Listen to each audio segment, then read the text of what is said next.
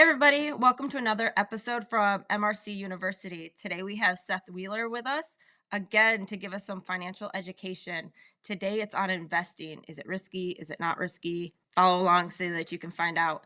But before we get started, don't forget to hit like and subscribe so you never miss an episode. So the question that we're going to cover today is investing risky? Can I lose all my money? And what sort of risk is okay? Today we're going to capitalize on that and go through a little bit more about what we call risk or associated of portfolio diversification. We covered portfolio diversification through stocks and bonds, but also the types of funds and underlying funds. But let's take it one step further. Today is very specifically financial education. Okay, and there's a big difference between financial education and financial advice. Compliantly, we can't give financial advice unless it's specific to someone's personal circumstances. And that's a compliance requirement. So I need to highlight today that we are covering education and concepts that may or may not apply to you or those in your network, but give you at least a starting point and a foundation of knowledge with which to make informed financial decisions or seek further financial expertise and advice relevant to your particular current situation and potentially your future. It's great seeing you all again. Today is going to be investing number two. It's going to be a little bit more advanced to talk about some additional concepts to consider about what makes the most sense and better understanding the stock market.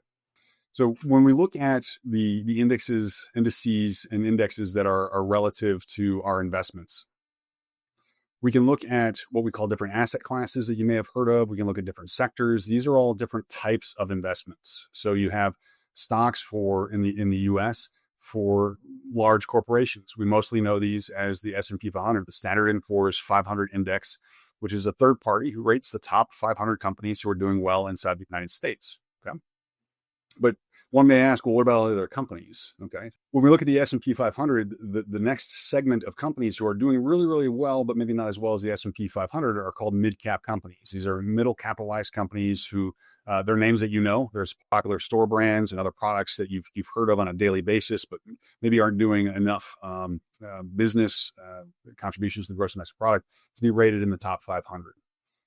And then finally, for the other 10,000 publicly traded companies plus that are in the United States, these are what we call small capitalized companies, right?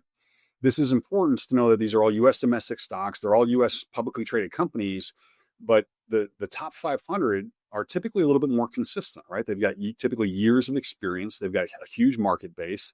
It's like a big ship where that large company is going in one direction. It's kind of hard to stop, right? The chances of a large company going immediately bankrupt are likely less than, say, a small cap company who's only been in business for just a couple of years. They go publicly traded, but they don't necessarily have the financials with which to maintain the stability of a large company. So the next category are going to be international developed asset class, which is really a combination of, think of Western Europe, for example, think of Japan, South Korea, regions or countries who are a little bit more stable in their international trade, for example. They've got a good, solid gross domestic product production. So you can actually buy funds of these regions, and we'll talk about sectors in just a second. These are a different asset class. We also have asset classes inside the United States that are a little bit more unique. Real estate to be one, for example, that works that invests and works the fund analysis inside commercial real estate, residential real estate, multifamilies, for example, or a hybrid combination of all of those. And some of them even delve into what's called collateralized mortgage obligations, or just the loans on those commercial or residential buildings. But there, as you can imagine, real estate is a very different type of investment than in buying a fractional share of a company or buying a bond, which is giving a company or a government a loan.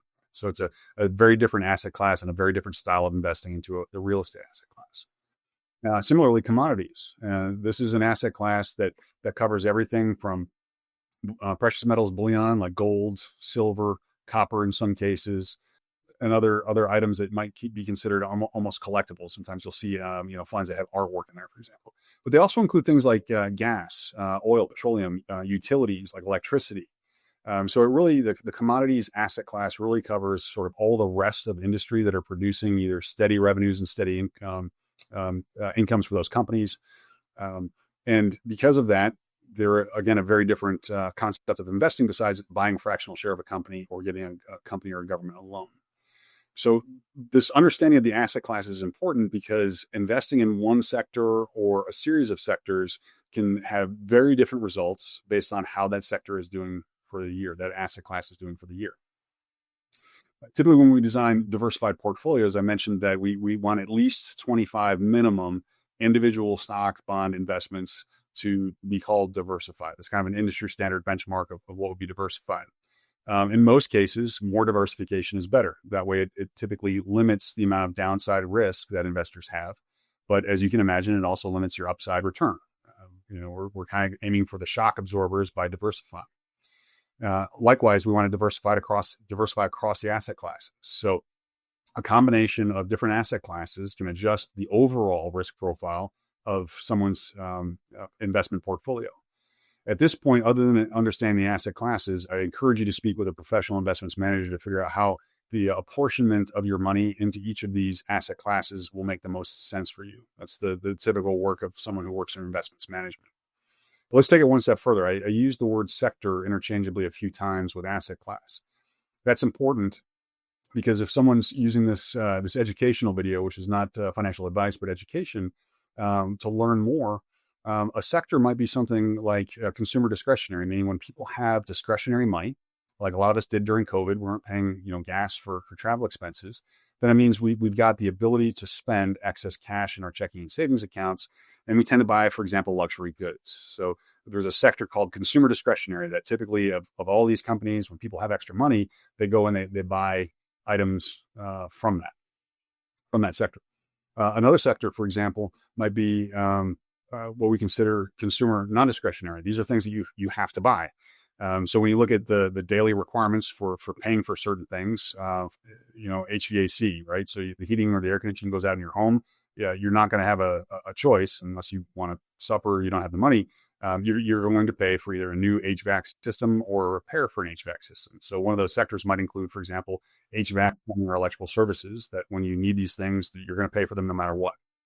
So these are examples of different sectors that one can research individually that are outside the asset classes for individual investments, but are oftentimes contained within the asset classes as far as the types of funds. But you can diversify a little bit further by narrowing it down to a specific investment sector. Okay. So when we talk about risk, this helps at least give you some additional education with which to either research on your own or talk to your investment manager about what applies to your specific scenario and what makes the most sense for you.